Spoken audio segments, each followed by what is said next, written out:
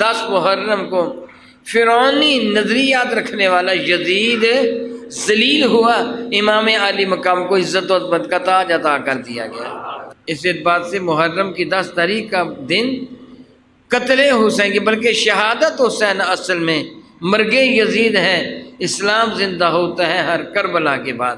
اس پہ کوئی بھی شک نہیں، جو دنیا میں آیا جانے کے لیے آیا ہے۔ اگر امام علی مقام میدان کربلا میں یہ عظیم مرتبہ نہ بھی پاتے تو جو بچ جانے والے شہزادے تھے سیدنا علی اوسط رضی اللہ تعالیٰ عنہ، وہ بھی دنیا سے گئے کہ نہیں گئے؟ میرے نبی دنیا سے پردہ فرمایا کہ نہیں فرمایا؟ اہل بیت اطہار صحابہ کرام نے پردہ فرمایا کہ نہیں فرمایا؟ امام علی مقام نے بھی پردہ فرما جانا تھا نا۔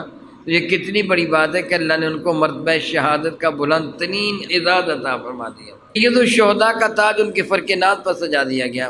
اس اعتبار سے 10 محرم کا دن امام علی مقام کے لیے بڑی عزت اور عظمت کا دن ہے، اور یزیدیوں کے لیے ذلت اور رسوائی کا دن ہے۔